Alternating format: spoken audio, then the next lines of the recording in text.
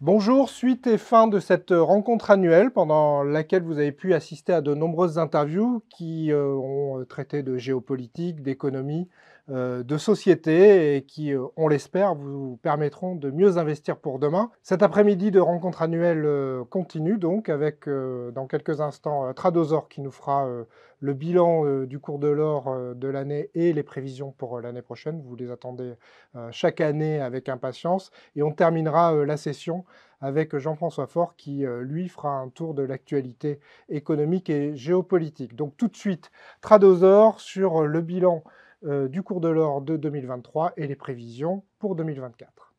Bonjour à tous, je suis ravi de vous retrouver pour ces nouvelles rencontres au coffre pour un bilan et les perspectives pour l'or, l'argent, les platinoïdes et un petit nouveau dans ce bilan, le Bitcoin. On va commencer par un bref résumé de ce qui s'est passé sur le plan des fondamentaux cette année. Ce n'est pas ma spécialité, mais simplement pour mémoire.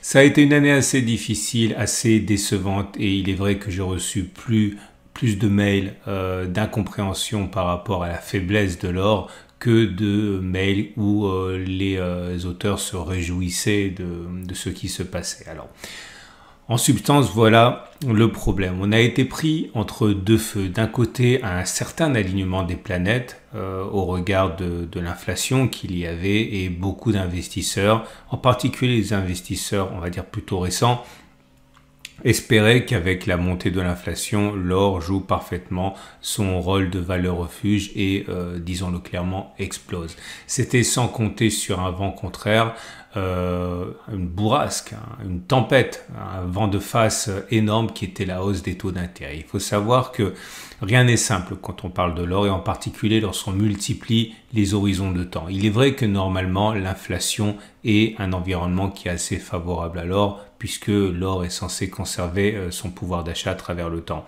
Mais il existe encore quelque chose de plus fort à court terme, ce sont les taux d'intérêt. Pourquoi? Parce que lorsque les taux d'intérêt n'ont eu de cesse de monter cette année, cela a renforcé les monnaies. Ça a renforcé le dollar, ça a renforcé l'euro, etc. Et en même temps que, je prends l'exemple du dollar, la valeur du dollar montait, et bien tout naturellement la valeur de l'or subissait un vent contraire. Pourquoi? Parce que si la valeur d'un dollar monte, et bien il faut moins de dollars pour obtenir le même gramme d'or. Et à partir de là, plus les taux montaient, ils sont arrivés à des niveaux records par rapport aux 50 dernières années, et plus le dollar montait, ce qui faisait baisser le cours de l'or libellé en dollars. Ça a été la première chose. Du côté de l'argent et des platinoïdes, ça a été encore pire, puisque on avait une valeur refuge qui était moindre comparée à l'or, puisque ce ne sont pas simplement des valeurs précieuses, ce sont aussi des valeurs industrielles, et en même temps donc les doutes par rapport à la croissance économique et qui était bien là et qui ne font que commencer, je crois, et bien venaient pénaliser la valeur de ces marchés, de ces métaux considérés comme des valeurs industrielles. Clairement, ça veut dire quoi? Ça veut dire que avec la baisse du pouvoir d'achat, avec le ralentissement de la croissance économique, eh bien, on achète moins de véhicules électriques, on achète moins de véhicules tout court, on achète moins de biens qui incorporent de l'argent métal, du platine, du palladium, etc. Et donc, à partir de là, même si l'offre a été plus ou moins on va dire lacunaire, la demande, elle, s'est essoufflée, faisant que eh bien, les métaux précieux industriels et même l'argent ont connu eh bien, ces fameux vents contraires. Donc, on a eu également des éléments positifs qui étaient assez impossibles à prévoir, mais voilà, l'accentuation des tensions géopolitiques, d'un autre côté la boulimie d'or des banques centrales, notamment la banque centrale chinoise, la banque centrale russe, indienne, etc., ont fait qu'il y a eu un soutien important vis-à-vis de la demande de métaux précieux. Mais globalement, rien ne s'est passé de manière simple et beaucoup estiment qu'à bien y regarder, l'or ne s'en sort pas trop mal puisque le vent contraire a été tellement violent qu'on peut même s'étonner que la performance ait été aussi bonne pour l'or en 2023. Maintenant, ce qu'il faut savoir, c'est qu'en 2024, ça va changer. Ça va changer parce que normalement, les taux devrait commencer à baisser. Autrement dit, le dollar sera moins soutenu et donc l'or sera moins bridé. Pour la croissance économique, c'est un petit peu différent. Beaucoup envisagent une récession économique dans un premier temps, puis un redémarrage dans un second temps. Ça va forcément influencer les métaux précieux dans leur dimension et dans leurs composantes industrielles. Mais ça, encore une fois, c'est pas ma spécialité. Maintenant, je vous amène du côté des graphes parce que ça, je peux vous en dire davantage. On va faire donc le bilan 2023 et je vais partager avec vous mes perspectives pour le futur proche. Alors, content de vous retrouver de ce côté-ci de l'ordinateur, à défaut d'être en face de vous. Et voilà où nous en sommes. On va procéder comme d'habitude en deux parties avec un bilan de l'année 2023 qui a été assez mouvementé, avec des satisfactions et également quelques frustrations. Et on va voir ensuite ce à quoi je m'attends pour le futur proche. Alors, naturellement, à tout seigneur, tout honneur, on va commencer par l'or comparé aux autres actifs de référence qui auraient pu éventuellement correspondre à des placements alternatifs. Alors on voit que au 17 novembre, malheureusement je suis obligé de couper les performances dans un temps qui correspondent à la date à laquelle on attend ma présentation. Donc 17 novembre, ça a peut-être évolué un petit peu au moment où vous allez regarder ma présentation, mais l'or en euros a pris 7,3%. L'or en dollars a pris 8,3%, 8,8%. Son dauphin a été décevant, il ne faut pas se cacher, se voiler la face, même si encore une fois on le verra un petit peu plus tard, c'est pas mal par rapport à d'autres performances, notamment la performance catastrophique des platinoïdes. Moins 2% en euros et moins 0,5% en dollars. Le Dow Jones, lui, a pris 5%, donc en dessous de la performance de l'or. Le Nasdaq plus 45, le CAC plus 10,7 et Bitcoin 120%. Alors là, effectivement, on est un petit peu sans doute entre deux chaises, hein, puisque d'un côté, on se dit que, bon, c'est pas mal. Encore une fois, on bat un indice majeur comme le Dow Jones. Mais certains argueront qu'il aurait peut-être suffi d'acheter du Nasdaq ou du Bitcoin pour avoir une performance mirobolante. Alors c'est oublier que si on prend un petit peu de recul, eh bien l'or fait mieux que tirer son épingle du jeu. Regardez.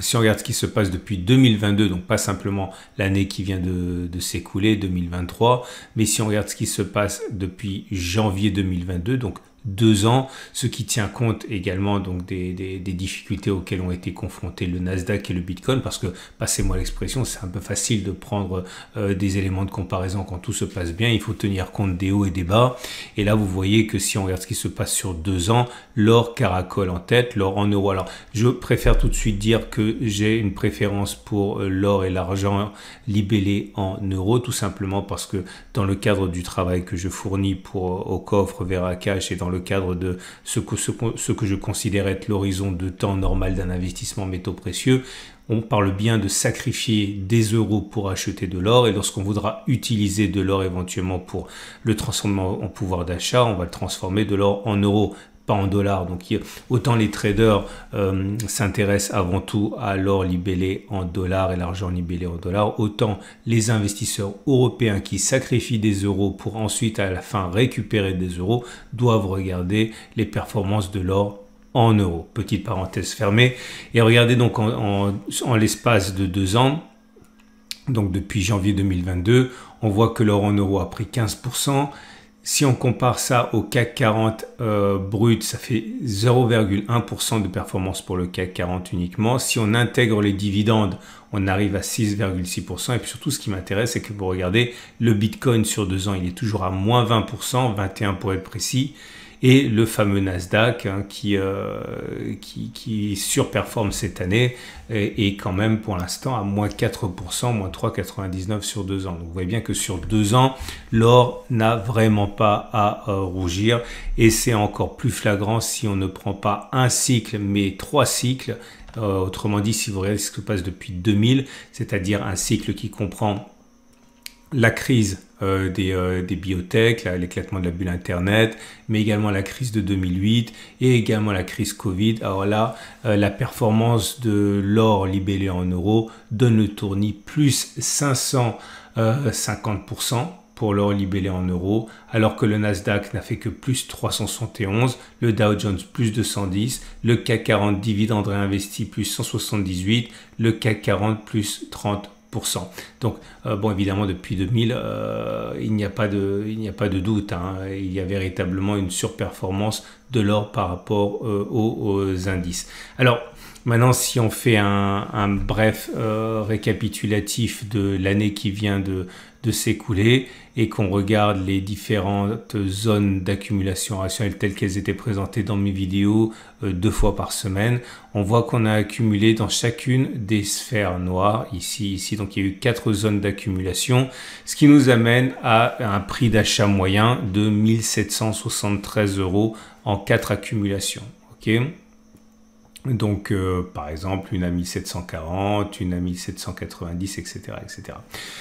Du côté de l'or, de l'argent, libellé en euros, les zones d'accumulation ont été plus nombreuses. On a repéré 1, 2, 3, 4, 5, 6, 7 zones d'accumulation pour un prix moyen donc de 20,2.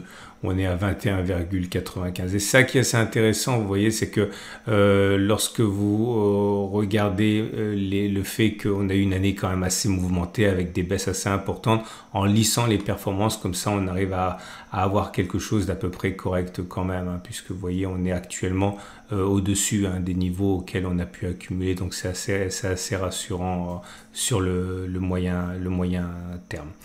On va passer maintenant à un élément que je trouve important. C'est la raison principale pour laquelle les acquéreurs d'or doivent être satisfaits de cette année. Pourquoi? Tout simplement parce que, une fois de plus, malgré les vicissitudes, les craintes, les difficultés qu'il y a eu pour l'or, eh bien, on voit à quel point l'or a joué son rôle de valeur refuge. Regardez, j'ai mis sur le même graphe ici, en bleu, le cours de l'or, et en vert le cours du CAC 40. Autrement dit, je vous montre pourquoi il était important, non pas de faire l'un à la place de l'autre, mais de faire l'un et l'autre éventuellement. Parce que on dirait pas comme ça, mais lorsque le CAC 40 a fait cette correction baissière, il a perdu 65%. Là, donc c'était après l'éclatement de la bulle Internet, après 2008, le CAC 40 a perdu 60%. Et pendant la crise Covid, il a perdu 40%. Je vous assure, regardez d'ailleurs, si je zoome un petit peu, si j'élargis l'image, vous allez voir, c'est la même courbe verte, mais une fois qu'elle n'a pas été aplatie, on voit bien les baisses dont je parle, moins 65, moins 60, moins 40. Et regardez ce qu'a fait l'or au même moment. Sur le même laps de temps, l'or a systématiquement pris de la valeur, permettant non seulement de lisser les performances du portefeuille qui auraient été constituées d'actions françaises et d'or, mais également tout simplement, alors je n'encouragerai jamais quelqu'un à ne disposer que de l'or, mais si c'était le cas, eh bien le patrimoine de celui qui avait investi que dans de l'or gonflait de manière éhontée pendant que le portefeuille constitué d'actions baissait. Donc, et c'est surtout l'élément le plus important à mon avis lorsque l'on investit en or, c'est de s'assurer qu'il joue son rôle de valeur refuge, ce qu'il a parfaitement joué historiquement, mais une fois de plus, quand on regarde ce qui se passe année après année, regardez, le nombre d'années de correction se compte sur les doigts d'une main. On a eu effectivement une petite baisse en 2004, on a eu une baisse plus importante en 2012, on a eu une autre baisse en 2017, mais sinon regardez, 2023, 2022, 2021, 2020, avec une régularité de métronome année après année depuis 6 ans, on gagne du terrain. Et c'est ça qui est à mon avis très important. Et là, j'adresse une petite requête à ceux qui pensent que l'or ne progresse pas assez vite. Vous savez, tant que ça progresse comme ça, c'est sain. Tant que ça progresse de manière régulière et contenue, c'est bien. Le danger viendrait du moment où les hausses commenceraient à devenir exagérées parce qu'elles appelleraient justement une correction en sens inverse. Et pour l'instant, je pense que c'est le mieux qu'on puisse faire. Se satisfaire, d'une progression, année après année, vous le voyez bien, et puis surtout de continuer de progresser lorsque les indices, eux, se cassent la figure afin de stabiliser l'évolution de votre patrimoine. Alors, je ne vous cacherai pas que ça n'a pas non plus été que du bonheur, si vous me passez l'expression, puisque regardez ce qu'ont fait les platinoïdes, par exemple.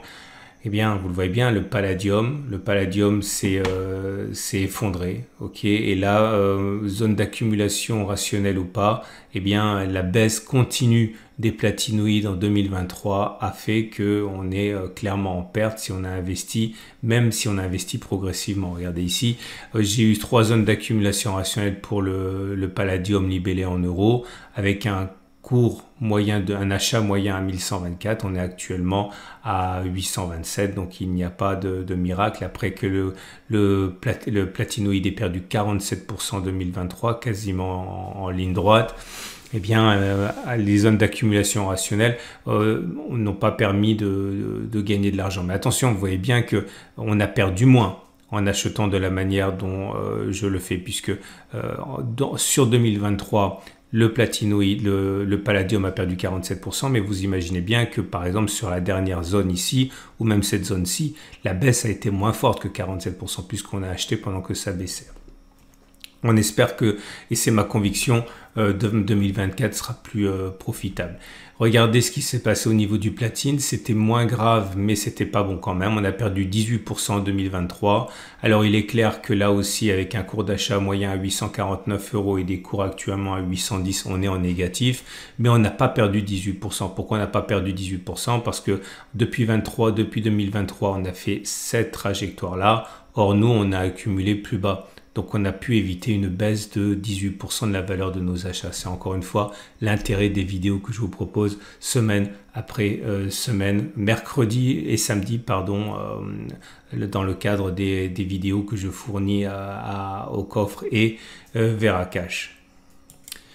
Et on va donc à présent regarder le futur proche et la manière dont j'espère voir les cours évoluer. Alors ce sont des perspectives que j'estime être réalistes. Ce ne sont encore une fois que des paris, je ne suis absolument pas dans le secret des dieux, mais voilà ce que j'envisage pour le futur proche. Alors, on va commencer par expliciter une règle qui est une des règles les plus classiques en analyse technique, c'est la règle du balancier. La règle du balancier, c'est, comme son nom l'indique, un phénomène de balançoire et de symétrie. C'est-à-dire que lorsque on évoque la présence d'une résistance, comme ici sur l'or en 1375, le principe, c'est qu'on reporte la distance qui était parcourue avant la résistance, et bien cette distance on la reporte au-dessus et ça vous donne des objectifs. Et c'est exactement ce qui s'est produit pour l'euro et c'est exactement ce qu'on va utiliser. Regardez ça, vous voyez bien la distance parcourue avant la résistance a été parfaitement atteinte par-delà la résistance ici cette année. La règle du balancier a été respectée. Vous voyez bien, la résistance était là. La distance parcourue avant la résistance correspondant à la flèche a été ralliée par-delà la résistance parfaitement en permettant d'aller chercher donc les 1900 € plus 40% par rapport à la résistance. Pourquoi est-ce que j'en parle? Parce que si on essaye de déterminer les objectifs que l'on pourrait avoir pour le futur proche, eh bien, il s'agit de faire la même chose. C'est le même graphe, Ok, je l'ai tassé un petit peu, donc on est bien à 1902 en haut ici actuellement. Et l'idée est la même. Si vous acceptez la règle du balancier, ici on a une résistance à 1902. On regarde la distance qui a été parcourue avant que l'on reporte par-delà. La règle du balancier dit que normalement on devrait s'attendre à rallier les 2160 dans un premier temps, c'est-à-dire plus 13% une fois que l'on aura passé les 1902. La même manière que ce qui s'est produit ici. Ok. Et si on regarde ce qui se passe pour les perspectives de l'or en dollars, c'est la même chose. La règle du balancier fonctionne très bien pour l'or, que ce soit en euros ou en dollars. Regardez ici, on a une forte baisse de 47%. C'était longtemps, c'était en 1976. On est passé de 189 à 50% quasiment de baisse, donc 90-95 environ. Et qu'est-ce qui s'est passé par la suite? Eh bien, la règle du balancier permettait de déterminer un objectif qui a été rallié en quelques trimestres à peine. Et si on regarde ce qui s'est passé par la suite, c'est la même chose. Je dézoome un petit peu. Là, c'est notre baisse de 47%. Plusieurs années plus tard, on a baissé par rapport à 873 de 71%. Une fois que l'on a eu clôturé au-dessus de cette résistance, eh bien la règle du balancier s'est à nouvelle fois répétée et s'est faite respecter. On a parcouru la distance en dessous de la résistance, parcouru au-dessus de la résistance ici. Pourquoi est-ce que j'en parle? Parce que c'est cette même règle qui pourrait nous permettre maintenant de déterminer l'objectif pour l'euro en dollars à moyen terme ou moyen long terme. On a eu une baisse de 45%, on est en train de passer le nez au-dessus. Hein, c'est pas toujours fulgurant. Regardez ici, on a tergiversé. Là, on est en train de tergiverser. Mais on est en droit d'espérer que la règle du balancier, de la même manière, vous donne l'objectif ici, la même distance parcourue en dessous de la résistance reportée au-dessus de la résistance. Donc, on parle ici de plus 40%. On parle ici de 2800 $. Et le plus lentement sera le mieux. Pour l'argent en euros, là par contre on n'y est pas encore. Il faudrait déjà, et c'est mon souhait et c'est aussi mon scénario privilégié, un retour sur les 24,5. Mais une fois que l'on cassera cette zone, si on la casse, la règle du balancier donnera 31 €, 40%. Je ne sais pas si on le fera, mais en tout cas, si on passe les 24,25,1 ici, eh bien ce serait par la règle du balancier l'objectif aller chercher 40% dans un futur de moyen terme. Pour le platine, on va être modeste. Ce que je vois, c'est une correction de l'excès terrible baissier que l'on a eu avec un retour sur les 1900 €, ce qui correspondrait à une hausse de 10% par rapport au cours actuel. Et pour le palladium, je vois également la fin de la baisse en 2023, une reprise de la hausse et aller chercher cette zone ici des 1215 à 25%. Et là, on récupérera les fruits éventuellement de notre patience en ayant accumulé progressivement. Voilà. Voilà ce qu'on peut dire pour les platinoïdes. Un petit détour du côté de Bitcoin pour terminer. Pourquoi? Parce que j'envisage une hausse de 90% pour un retour sur les sommets. Cela peut vous sembler un peu, on va dire, euphorique, mais si vous regardez ce qui s'est passé dans l'histoire de Bitcoin, c'est absolument pas incongru. On a connu une baisse énorme de 78%. Et je fais le pari qu'on va doubler en valeur pour aller chercher les précédents sommets à 69 000. Et si vous pensez que c'est effectivement un vœu pieux, je vous invite à regarder les précédentes fois que l'on a connu des hausses de 78%, des baisses de 78%, comme celle-ci. Regardez, c'était en 2014, enfin plutôt en 2018, on a perdu 84% et en l'espace de quelques mois, on est revenu, on a fait plus 534% pour aller rallier notre niveau de résistance. Bref, ce que j'envisage ici. Et si vous pensez que 534% c'est trop, ben non seulement ça s'est déjà produit, mais regardez ce qui s'est passé la première fois que l'on a perdu autant, c'est-à-dire 92%, on a pris dans la foulée 1200% pour revenir sur les précédentes résistances. Autrement dit, les baisses, qu'elles soient de 70, 80 ou 90% ou même plus, n'ont jamais été l'arrêt de mort du Bitcoin, loin s'en faut. Ce qui me permet donc d'étayer ce scénario à moyen terme d'un retour avec un doublement de la valeur de Bitcoin et bien sûr en ligne de mire, éventuellement plus haut si on arrive à franchir cette zone avec la règle du balancier. Voilà. J'espère que je n'ai pas été trop technique. J'espère que vous avez trouvé de l'intérêt à ces scénarios. Mais au bout, je dirais que ça n'a pas beaucoup d'importance. Quel que soit le scénario que je puisse évoquer, le plus important, c'est de comprendre que si vous croyez à l'or, si vous croyez à l'argent, si vous croyez au platinoïde et si vous croyez à Bitcoin, eh bien, le secret est pour moi dans l'accumulation rationnelle qui permet de profiter et de faire des baisses vos alliés en réduisant le coût d'acquisition dans l'espoir qu'à terme, effectivement, l'or, l'argent, le bitcoin ou les platinoïdes augmentent. Voilà, je vous souhaite une excellente année. Je vous donne rendez-vous l'année prochaine pour un nouveau bilan. Et bien sûr, toutes les semaines, 2 fois par semaine, les vidéos dans lesquelles je vous propose mes zones d'accumulation rationnelle telles que je les ai évoquées avec vous dans cette vidéo. excellente fin d'année 2023 et très bonne année 2024 par la suite. Merci beaucoup Trado pour cette analyse du cours de l'or et ses prévisions. On vous retrouve chaque semaine dans votre chronique sur votre chaîne YouTube et on l'espère l'année prochaine avec impatience. Tout de suite, on va parler forêt, investissement de temps long et durable et écologique. J'accueille maintenant Raphaël Fleury, que les membres de Coffre connaissent bien, mais je le reçois aujourd'hui sous une toute autre fonction, celle de directeur général de Vera Conseil, une nouvelle structure. Alors, qu'est-ce que vous venez faire avec Vera Conseil et quelle a été l'idée de ces nouveaux investissements de temps long? Et on va beaucoup parler aujourd'hui de la forêt. Alors, on est parti du postulat, en fait, qui est venu de nos membres, hein, tout simplement, de Coffre. Ils étaient en fait demandeurs de solutions additionnelles, porteuses de sens, hein, comme on l'avait avec Coffre. Et ils nous demandaient de manière récurrente à savoir si on avait d'autres solutions à leur proposer. D'où l'idée justement de pouvoir proposer de la forêt qui correspond tout à fait aux valeurs de Coffre. Et à ce moment-là, de déterminer un produit qui correspondrait à leurs demandes. C'est-à-dire que ces valeurs, c'est le temps long, c'est la sécurité, et aussi le stockage, mais on va voir, c'est un stockage plutôt... Voilà, exactement. Donc on est vraiment sur du temps long, hein, la forêt très clairement, hein, donc sur un horizon long terme d'investissement, plutôt sur la transmission, évidemment, mais aussi sur un investissement décarboné, donc porteur de sens. Et voilà, donc c'est vraiment sur ce postulat-là qu'on est parti.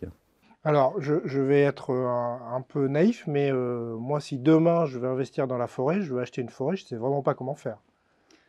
Alors, ça marche. Alors, en effet, ouais, il y a deux possibilités pour investir dans la forêt. Soit on passe par un groupement foncier forestier, mais là, c'est plutôt complexe.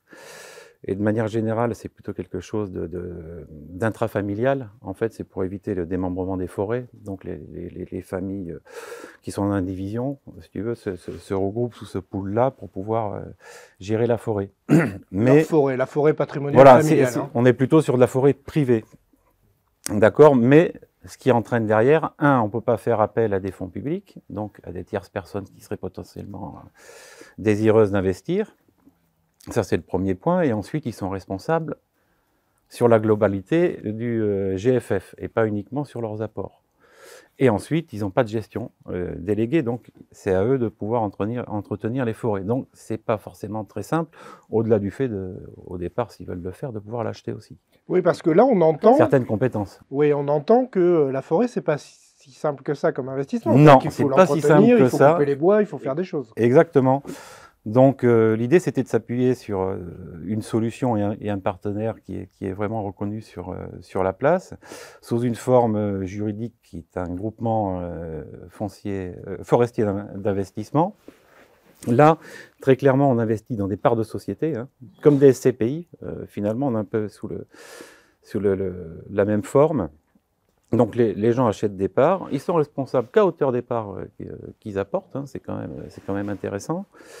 Et on verra un peu par la suite qu'il y a certains avantages. Alors donc c'est très proche de la SCPI. Hein. Donc déjà on a une première information. Si on a déjà été investisseur dans la pierre papier, comme on l'appelle. C'est ça, c'est les avantages d'investir dans la pierre sans les inconvénients en fait de gestion. Donc là on fait pareil pour la forêt. Et là on fait pareil pour la forêt, exactement. Donc ça veut dire qu'on ne peut pas visiter sa propre forêt ? Potentiellement, on peut la visiter, mais disons que le partenaire évite plutôt ce type de visite. Alors, ce groupement forestier d'investissement, quels sont en fait ces avantages pour l'investisseur? Qu'est-ce qu'il apporte? Qu'est-ce que lui, il apporte? Puisque c'est un gestionnaire délégué. Voilà, on est sous de la gestion déléguée, c'est-à-dire que ceux qui achètent des parts n'ont aucune, je dirais, tâche à accomplir, en fait, finalement. Ne serait-ce que d'aller étudier les forêts avant l'achat, entretenir les forêts, s'assurer sur le risque. Tout ça, ça demande des compétences. Donc, véritablement, ils n'ont rien à faire si ce n'est acheter ses parts. Donc là, c'est vraiment un avantage intéressant. Alors lui, il nous propose quoi pour nous rassurer? C'est-à-dire, il y a des labels, il y a des techniques de gestion, il y a des choix d'espèces, par exemple? Voilà, alors, eux, ils amènent, enfin, c'est quelque chose de clé en main. Au départ, donc, eux, ils achètent des forêts, hein, très clairement, donc ils les étudient, que ce soit au niveau des sols, de la maturité des essences, le choix des essences aussi. On verra qu'on est sur des 3/4 feuillus, 1/4 résineux, par exemple. La localisation des forêts, c'est extrêmement important. Là, on sera plus sur de la forêt en région centre et Grand Est, par exemple. Pour éviter des forêts qui soient, entre guillemets, monoculture, plus à risque, et on le voit dans Nouvelle-Aquitaine avec les pins, par exemple. Donc le fait d'avoir des feuillus qui sont moins combustibles, c'est beaucoup plus intéressant. Mais il y a aussi le choix de la maturité des arbres. Donc là, c'est des choix qui sont vraiment importants. On a 1/4 de jeunes arbres, on a la moitié d'arbres qui sont presque à maturité, et ensuite de vieux arbres qui sont plutôt pour de l'industriel ou de l'ameublement, par exemple. Il y a des labels, parce que la forêt est très étudiée, très contrôlée. Oui, alors l'avantage, là, ça donne clairement son sens. On est vraiment sur du décarboné, hein, du puits de carbone, hein, ce qu'on appelle. Donc, Oui, c'est-à-dire un tronc d'arbre, c'est une réserve de carbone. exactement, je crois que c'est 81 tonnes de CO2 à l'hectare, ce qui est vraiment important. Donc là, on investit vraiment dans le vert, hein. Donc le partenaire qu'on a choisi, il a déjà plusieurs labels, mais les deux plus importants, ça serait Greenfin, donc de finance verte. Le deuxième, c'est le PEFC, donc de gestion durable. Donc là, on est vraiment dans la gestion durable de la forêt aussi. Ouais, ça, quand on achète des meubles, de temps en temps, on voit ça. Les meubles en Exactement. bois, on voit ce label qui apparaît. Ouais. Donc on a ce côté donc technique de choix de forêt au départ qui est vraiment primordial, parce qu'il faut, en fait, on le verra après sur le rendement, parce que au niveau de l'investissement sur la forêt, il va y avoir justement ce rendement qui est lié à la coupe, donc et ensuite la capitalisation, pardon, qui est liée à la valeur de départ. On va y aller sur le revenu, sur le rendement, évidemment, parce que comme tout investissement, on a bien envie que ça rapporte à un moment donné, mais on va d'abord parler des risques, parce que là, vous nous avez fait rêver sur le puits de carbone, sur les jolies espèces et tout ça, mais ça brûle et de temps en temps, il y a des tempêtes qui font tomber les arbres. Donc la forêt, c'est aussi un investissement avec des risques, comme tous les autres investissements d'ailleurs. Voilà, alors le risque, ils en tiennent compte évidemment, donc d'où le choix de ce que je disais précédemment, c'est-à-dire de la localisation des forêts, donc on n'est pas en façade, donc atlantique ou autre, donc des vents qui seraient potentiellement moins forts, le choix aussi des essences, du feuillu, etc., donc qui est un peu plus résistant au vent. Après, le feuillu, il est moins de risque de feu. Et évidemment, à contrario du résineux, il faut savoir aussi que tous les bois sont assurés. Donc ça apporte quand même cet avantage-là. Donc c'est quand même pensé, hein, ce risque, malgré le fait qu'il existe évidemment. Ouais, c'est important ce que vous venez de dire sur l'assurance, parce qu'on s'est aperçu avec les incendies que de nombreux propriétaires privés de forêt ne s'assuraient pas. Là, on est vraiment sur une offre où l'assurance est intégrée. Oui, l'assurance est intégrée, puis le gouvernement actuellement met tout en œuvre en fait pour qu'on puisse justement investir dans le vert.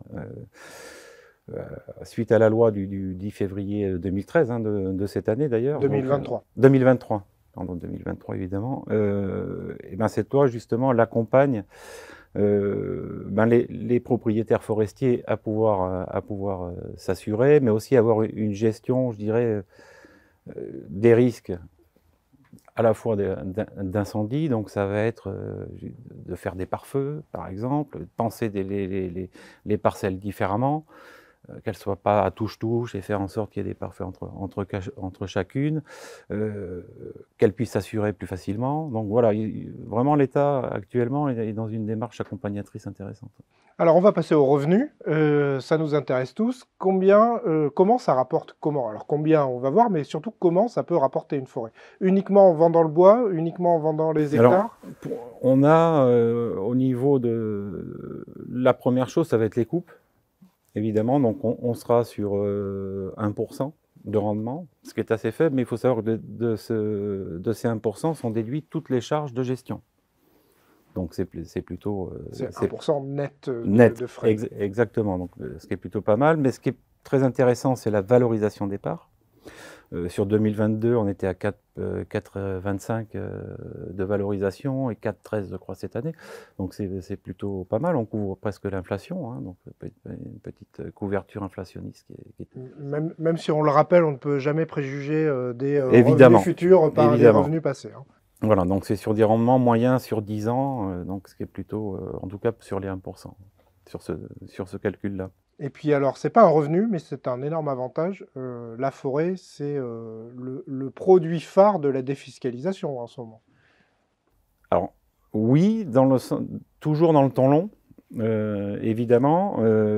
Alors, au niveau des avantages fiscaux, sur le véhicule financier qu'on a sélectionné avec notre partenaire, ce sera dans un premier temps la possibilité d'être exonéré de l'IFI à 100%, le fait d'avoir l'agrément AMF justement apporte cette exonération de 100%, ce qui est plutôt intéressant, hein. Donc les gens peuvent faire baisser leur assiette d'IFI avec, ou de palier d'IFI, ce qui est plutôt intéressant, et la loi Monichon qui permet d'avoir 75% d'abattement sur l'assiette fiscale à la transmission. Pour la transmission. Donc on est bien d'accord que sur l'impôt sur la fortune immobilière, c'est du foncier, mais ça ne rentre pas dedans. C'est ça. Donc on pourrait même imaginer quelqu'un qui prend un bien immobilier, le vend pour réinvestir dans de la forêt. Dans de la forêt et sortir de son assiette d'IFI. S'il a 1,5 million, qui vend un appartement à 300 000, il peut investir 300 000 en forêt et tombera sous les 1,3 million de la première tranche d'IFI, par exemple. Alors, Raphaël Fleury, vous venez de passer votre temps à nous donner des conseils. Alors, c'est pas étonnant parce que vous dirigez une société qui s'appelle Vera Conseil, mais c'est en fait très étonnant ici sur une chaîne du groupe Aucoffre, puisque en général, le groupe Aucoffre ne donne pas de conseils. Et là, vous en donnez, mais comment, quelle est cette diablerie? Comment arrivez-vous à parler conseil? Vous avez changé de statut, vous êtes formé, vous avez fait quelque chose? Voilà, donc si on repart du postulat de départ, que nos membres au départ d'Aucoffre nous ont porté cette idée, par ricochet, en fait, pour donner du conseil, c'est une profession réglementée. Donc à partir de là, il y a tout un cahier des charges à respecter, des agréments à avoir, notamment de l'AMF, des inscriptions auprès de l'ANACOFI pour pouvoir donner du conseil et avoir un numéro d'exercice ORIAS. Donc tout ça, c'est un cahier des charges qui a été assez lourd, ça a pris 1 an et demi quand même à monter, avec des critères qu'il a fallu changer dès janvier 2003, avec les fameux critères ESG à prendre en compte. Donc écologie, sociétaux et de gouvernance. Alors là, sur la forêt, ça tombe bien. Et donc sur la forêt, ça tombait bien. Donc voilà, le temps d'avoir l'ensemble de ces agréments pour pouvoir exercer et après ensuite monter la société à proprement parler et tous les supports qui vont avec, comme le site internet, le blog, etc. Le blog, c'est forêt.com? C'est ça, forêt.com, donc c'est des informations régulières sur la forêt, les lois inhérentes à la forêt, etc. Donc là, on vous accueille sur la chaîne YouTube d'Aucoffre, mais en fait, vous ne faites plus partie de la société? Alors oui, pour des raisons évidentes de conflit d'intérêts, je ne travaillerai plus pour Aucoffre, du coup, donc uniquement pour Vera Conseil. Donc pour les membres que j'ai eu régulièrement chez Aucoffre, je ne pourrais plus répondre à leurs attentes. Alors, en revanche, vous n'oubliez pas d'où vous venez, et donc dans vos offres de Vera Conseil, il y a la forêt, mais il y a d'autres produits? Oui, en fait, il y aura 2 piliers. Donc, il y aura ce volet forêt dont on vient de parler, mais aussi, on avait une demande de certains membres d'Aucoffre qui souhaitaient être accompagnés et avoir des solutions, je dirais, clés en main avec un audit patrimonial préalable. Et du coup, on aura 2 solutions de départ. Ça sera évolutif, évidemment, on pourra rajouter d'autres prestations. Mais sur l'offre de départ, on aura ce conseil en investissement en métaux précieux, avec un audit et bilan patrimonial et une solution clé en main à la sortie. qui pourra être transmis vers au coffre. Et on aura aussi cette solution forêt en parallèle. Donc on répondra en fait aux deux besoins. Ce besoin de conseil chez Ocoffre. Alors attention, on n'est pas là pour cannibaliser les solutions d'Ocoffre. C'est uniquement à la volonté du client s'il souhaite avoir quelque chose de plus poussé et sur des montants qui seront quand même significatifs, évidemment, qui seront en relation avec le conseil attribué. Alors justement, puisqu'on parle conseil, je reviens sur l'offre forêt parce que j'ai quelque chose qui me vient comme ça, mais quand vous parlez de temps long et d'offres proches des SCPI, je me demande si les parcs, quand on les revend, on a la possibilité de le faire facilement. Est-ce que c'est un investissement liquide? Alors, excellente question. En fait, ça fait partie des critères de choix en fait, du partenaire qu'on a sélectionné et de la solution, parce qu'en fait, ils ont plusieurs véhicules financiers, mais sur celui qu'on a sélectionné, c'est un avantage non négligeable. Comme il y a toujours un risque de contrepartie, pour limiter un peu ce risque de contrepartie, cette solution, en fait, on n'a pas de délai de détention, de départ. Donc, ils peuvent revendre rapidement. D'autres solutions qu'ils proposent, on a 5 ans et demi d'attente avant de pouvoir revendre leur part. Et à savoir aussi que lorsqu'on investit en GFI, 10% en fait du montant qui est investi part en trésorerie. Pour eux, ils ont besoin de trésorerie pour pouvoir justement acheter des forêts, gérer ces forêts, mais aussi ça crée un flottant qui permet justement, lorsque les gens revendent, de pouvoir leur trouver une contrepartie immédiate en fait. Et c'est un avantage qui est très intéressant. Donc maintenant, Raphaël Fleury, pour vous retrouver, on fait comment? Il faut qu'on aille sur un site internet? À partir du 1er décembre, le site veraconseil.com sera accessible, donc en live. Hein, donc les gens pourront à la fois poser des questions et demander conseil s'ils le souhaitent à partir du 1er décembre, et pour vraiment un lancement de l'activité pour le 1er janvier. Très bien, merci beaucoup. Et on vous rappelle aussi le blog forêt.com sur lequel il y a toutes les informations complémentaires sur l'investissement dans la forêt, la gestion d'une forêt patrimoniale. Suite de notre rencontre annuelle, après l'actif très tangible qu'est la forêt, nous allons passer dans un autre actif un peu moins tangible, l'actif numérique, avec les cryptoactifs, les crypto-monnaies. Donc je suis maintenant avec Alexis qui est le CEO de Crypcool, nouveau service du groupe Ocoffre. Alexis, vous allez nous aider à investir dans les crypto-monnaies, les cryptoactifs, parce que c'est aujourd'hui un investissement qu'il faut pouvoir faire. En effet, elles sont nées à la suite de la crise des subprimes aux États-Unis. Et au travers de bientôt maintenant 15 ans, elles ont su prendre une place grandissante en tant qu'actif, et surtout en tant qu'actif à la fois innovant, mais aussi avec un fort potentiel de réserve de valeur.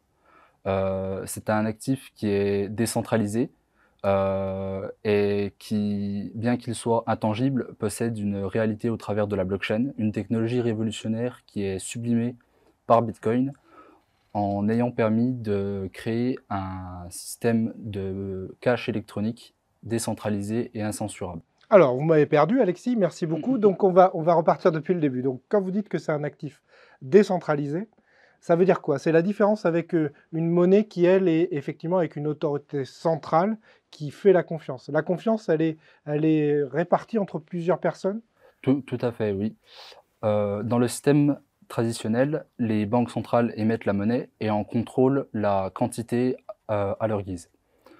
Souvent, en plus, ce sont des institutions qui ne sont pas forcément élues directement et qui peuvent disposer à leur guise, en fonction de leurs objectifs, de la quantité de monnaie en circulation. C'est ce qui donne la planche à billets, ce qu'on reproche beaucoup aux banques centrales quand elles se mettent à émettre beaucoup de monnaie.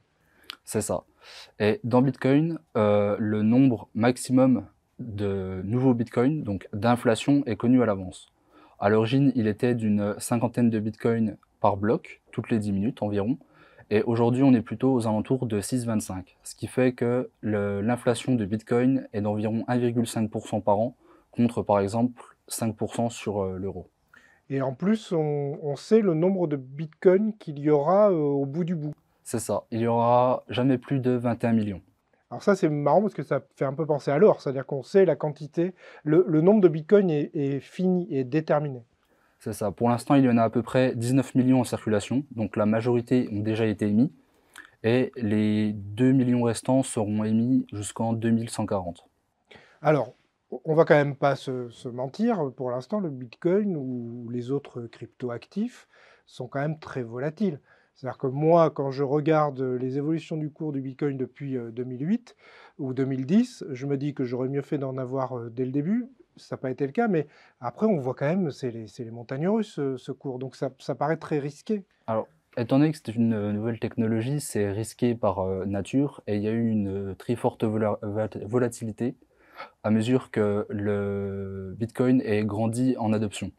Mais on remarque ces dernières années que la volatilité tend à diminuer à mesure que de plus en plus de personnes en achètent et le conservent. Alors, on remarque aussi, parce que c'est l'actualité récente, que des grandes institutions veulent créer des ETF, donc des contrats futurs. C'est-à-dire que c'est fait partie de l'adoption, ça aussi? Tout à fait, oui, c'est l'adoption par les institutionnels. Donc ce sera un ETF spot qui est directement sur des bitcoins, on va dire, réels, contrairement aux futurs qui étaient des contrats financiers qui répliquaient le cours de manière artificielle. Et il y a pas mal de rumeurs sur une approbation à venir par la SEC, ce qui permettra notamment aux retraités américains, par exemple, de s'exposer au bitcoin pour, euh, pour leur retraite. Oui, alors c'est les retraités par leur fonds d'investissement, hein. On parle beaucoup de BlackRock en ce moment. C'est ça. Alors, après, le Bitcoin était au départ, quand on dit crypto-monnaie, on pense immédiatement à valeur d'échange. Mais aujourd'hui, acheter sa baguette avec un Bitcoin ou un millième de Bitcoin ou quelques poussières de Bitcoin, c'est carrément impossible. Alors, c'est possible, mais ça peut être un peu complexe. Il y a des technologies qui s'ajoutent au-dessus de Bitcoin pour simplifier un petit peu ces process. Et nous, c'est aussi ce qu'on souhaite mettre en place, de simplifier les transactions crypto au travers de notre nouveau service. Oui, parce que vous êtes jeune et je ne le suis pas. Très clairement, c'est quand même un peu une tannée pour envoyer ou recevoir des Bitcoins. Justement, avec le service qu'on propose, on permet de simplifier tout ça en s'affranchissant un petit peu du bagage technologique qu'il faut acquérir pour pouvoir utiliser ces cryptos. Alors, on va y aller. Cryptcool, qu'est-ce que c'est? Qu'est-ce que vous proposez? Et qu'est-ce que vous enlevez comme douleur pour parler comme dans les startups? Alors, Cryptcool, c'est un service d'investissement en garde froide, c'est-à-dire que les crypto-monnaies sont conservées sur des portefeuilles. Ce sont ces fameuses clés qui peuvent être un petit peu compliquées à utiliser, surtout quand on n'a pas l'habitude. Et nous gardons ces clés dans notre infrastructure de chambre forte du groupe au coffre. Alors là, il faut juste m'expliquer quel est l'intérêt. C'est-à-dire que si je laisse mes crypto-monnaies dans la blockchain, j'ai une possibilité de les perdre. Et avec vous, c'est plus le cas? C'est ça, vous pouvez perdre la clé et donc en fait perdre l'accès à votre portefeuille, un petit peu comme si vous aviez enterré un lingot et que vous avez oublié où est-ce que vous l'avez enterré. Vous pouvez vous le faire voler, étant donné que c'est des technologies récentes et reposant sur des supports informatiques, elles sont la cible des pirates en tout genre. Vous pouvez aussi les perdre en cas de succession, si vous n'avez pas entrepris les démarches pour les léguer à un tiers, pour les transmettre, ça peut s'avérer très compliqué. Et il existe tout un tas de risques, parfois pas encore identifiés.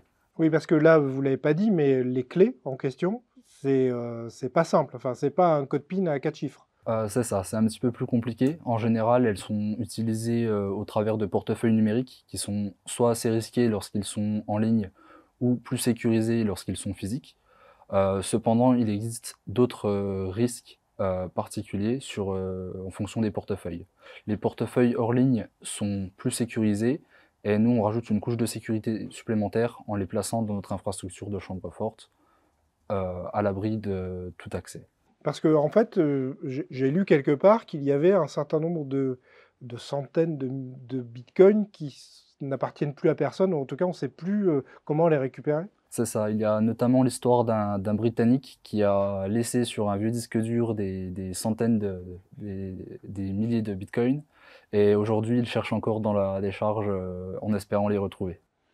Alors justement, vous allez nous éviter ce petit passage par la décharge. On va aller sur le site Cryptcool. On va avoir des bitcoins ou des crypto-monnaies. Que des bitcoins pour l'instant? Alors des bitcoins et des ethers qui sont en fait les deux principales crypto-monnaies. Bitcoin est arrivé en premier avec ce système de moyens de paiement incensurables et de réserve de valeur décentralisée. Et Ether a plutôt une approche technologique, une sorte de super ordinateur décentralisé qui permet d'exécuter des contrats. C'est un petit peu compliqué dit comme ça, mais dans les faits, on va pouvoir emprunter ou prêter de l'argent sans l'intermédiaire d'une banque et en toute sécurité, sur des smart contracts, donc des contrats intelligents, qui peuvent exécuter des clauses sans intermédiaire. Et donc vous dites, on prend les bitcoins et les ethers, on les sort, c'est-à-dire qu'on sort le code, on l'extrait de la blockchain et on le pose dans un coffre-fort sous système de clé USB ou ça marche comment? Les crypto-monnaies sont toujours stockées sur la blockchain, mais nous, ce que nous allons conserver, ce sont les accès à ces crypto-monnaies. En fait, le moyen d'interagir avec et donc de les dépenser, de les vendre, de les acheter. Et c'est au travers de ce moyen qu'on va sécuriser. Physiquement, c'est dans des vrais coffres-forts, enfin des vrais coffres-forts? Tout à fait, dans les coffres-forts du groupe au coffre à Genève. Et donc vous stockez quoi? Des clés USB? Ça, c'est des petits portefeuilles matériels qui ressemblent effectivement à des clés USB, avec une technologie pour utiliser et conserver ces clés de manière hors ligne. Et c'est cet accès qui est protégé en coffre-fort. Et alors donc le deuxième souci, en tout cas pour moi, c'est comment je l'échange, comment j'échange mes bitcoins, comment je les transmets, comment je les transforme en euros peut-être. Est-ce que ça aussi vous essayez de résoudre cette problématique complexe de copier-coller des adresses qui font 18 km de long et puis savoir si c'est la bonne ou pas la bonne? Tout à fait, oui. Nous proposons une plateforme qui est très simple, sans être simpliste, pour justement accéder aux crypto-monnaies en se passant un petit peu de ces places crypto-boursières extrêmement compliquées avec des graphiques difficiles à comprendre. Nous souhaitons faire une plateforme un petit peu comme Veracash qui simplifie l'accès aux crypto-monnaies à la place des métaux. Et votre public, c'est qui? C'est des gens comme moi de plus de 50 ans ou c'est tout le monde? C'est ça, plutôt des gens qui en fait cherchent à s'intéresser aux crypto-monnaies, souhaitent un espace sécurisé pour pouvoir commencer à y apprendre les bases, qui soit facile d'accès, et on n'a pas forcément une vocation d'être une plateforme de trading, mais vraiment de l'investissement plutôt long terme. Toujours dans l'esprit et dans l'ADN du groupe au coffre. Ça fonctionne dès maintenant? C'est ça, le site est en ligne et vous pouvez y accéder directement depuis cryptcool.com.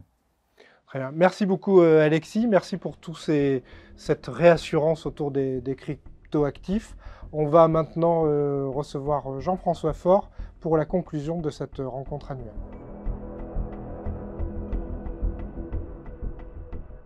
Dernière interview de cette rencontre annuelle, notre conclusion traditionnelle avec Jean-François Faure, le CEO du groupe Au Coffre. Jean-François, bonjour. Bonjour. Donc pour conclure cette rencontre, on va faire déjà notre petit tour de l'année en or et en métaux précieux. On a eu une année par rapport à l'or qui a été extrêmement agitée parce que le contexte géopolitique a été agité et le contexte économique aussi a été très particulier. Exactement.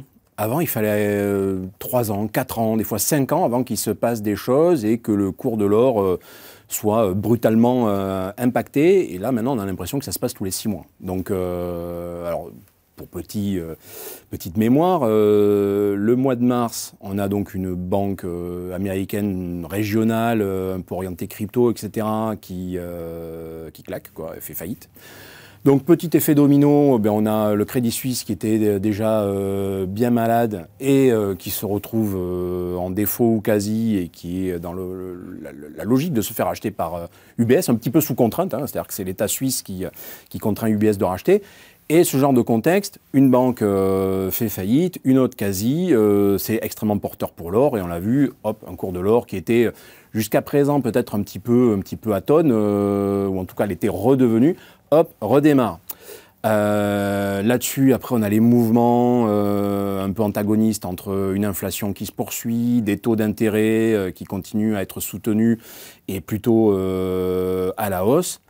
Et puis on a après un 7 octobre que tout le monde connaît et qui propulse l'or sur des records, en tout cas en euros. Et tout ça sur une même année. Comme on se le disait, entre 2014 et 2018, il s'était quasiment rien passé. Milieu 2021, on avait un cours de l'or qui était à 1400 €. Il y a très peu de temps, on était quasiment à 1900. Donc voilà le cours de l'or en ce moment. On a vraiment l'impression que cette année, il y a eu des fluctuations importantes.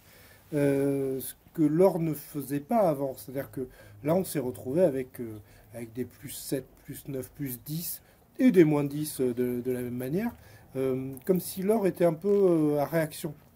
Oui, mais parce que peut-être qu'on est dans cette posture qu'on avait connue d'ailleurs en 2020, où quand les grands argentiers se l'approprient, donc mes fameux traders plus ou moins automatiques se l'approprient, on est à ce moment-là sur une matière qui est extrêmement travaillée, pas nécessairement dans son volet physique, mais plutôt dans son volet papier, donc les fameux ETF, et là sur des volumes très très importants.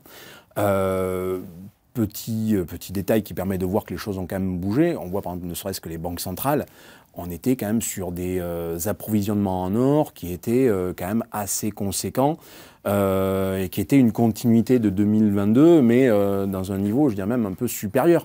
Donc voilà, on est sur une matière qui, sur le coup, n'est pas, entre guillemets, qu'industrielle, n'est pas que du bijou, et redevient un actif travaillé pour se protéger des impacts économiques, géopolitiques, etc. Et c'est ce qui s'est traduit dans un sens comme dans l'autre. C'est-à-dire que quand vous êtes un actif financier et que vous êtes impacté par l'actualité, évidemment l'actu vous impacte par design, mais ce qui va aussi être votre kryptonite va aussi vous impacter. Dans le cas de l'or, la kryptonite de l'or, c'est les taux d'intérêt.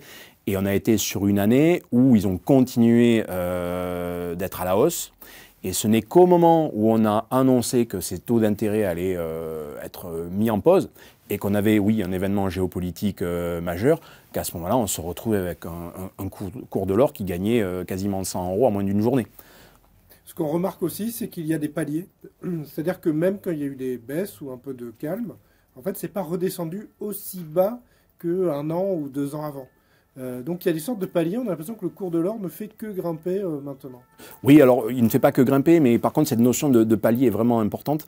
En analyse graphique, on dirait que dans certains cas ça peut être des supports, dans d'autres cas ça peut être des résistances. En tout cas, ce sont des zones sur lesquelles graphiquement, techniquement et pour les traders, il y a des choses qui vont se passer, soit plutôt de l'accumulation ou plutôt de la vente. Et donc quand vous avez un cours qui, pour des raisons mécaniques, se retrouve à baisser sur un support, mais qu'à ce moment-là, vous avez une actu qui est un petit peu importante, vous allez avoir un rebond qui est très fort en fait. Et ces effets de palier, donc soit des supports ou des résistances, vont être amplifiants par rapport à des phénomènes. A contrario, vous avez franchi une résistance, mais de manière un peu faible. Et vous avez un 7 octobre, donc des attentats qui se déclenchent, eh bien de suite ça vous satellise un cours de l'or. Et c'est exactement ce qui s'est passé plusieurs fois dans l'année.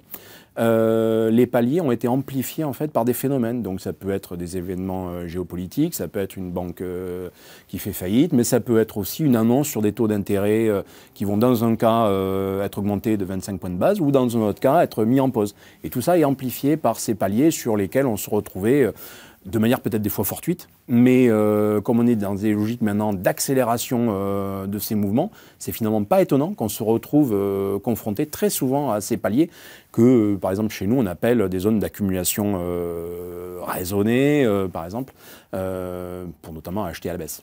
Alors on voit de temps en temps passer des promesses de l'once à 3000 $, etc. Est-ce qu'on peut imaginer, à l'inverse, un retour de l'or c'est la question à une once, hein. Un retour de l'or sur des planchers un peu plus faibles. On parlait de 1400 € il n'y a pas si longtemps. Est-ce que ça peut arriver à nouveau ou est-ce que vous pensez que maintenant c'est fini, les paliers ils sont franchis, Non, les paliers, on peut toujours les franchir dans un sens comme dans un autre, mais avant de revenir sur des niveaux à 1400, on a quand même plusieurs paliers à redécouvrir. Des paliers à 1700, enfin 1700, 1730, des paliers à 1005, etc. Donc beaucoup de choses. Et ces choses, ces paliers, quand vous voulez les transpercer, il faut qu'il y ait des éléments d'actualité qui motivent de les percer. Donc si justement vous êtes au niveau d'un de ces paliers et qu'à ce moment-là, on vous annonce qu'il y a une grosse hausse des taux d'intérêt, oui, il y a de fortes chances, effectivement, qu'on passe en dessous. Et une fois qu'on est passé en dessous, ben, on est reparti pour aller tutoyer le suivant. Ça se passe dans le sens de la baisse. C'est exactement le même phénomène dans le sens de la hausse. Alors après, on n'est plus tout à fait dans le même monde qu'en 2021. Entre-temps, on a eu de l'inflation. Cette inflation, on l'a vue en France, on l'a vue en Europe, mais on peut la voir aussi dans des zones où on va extraire l'or. Donc à un moment donné, il faut que extraire l'or devienne rentable. Il y a 10 ans, extraire l'or, c'était rentable à 1000 $. Peut-être qu'aujourd'hui, ça ne l'est plus à 1200 ou 1300. Donc mécaniquement, si extraire de l'or ne devient plus rentable, bah, tout simplement, on ferme la mine et on fait autre chose.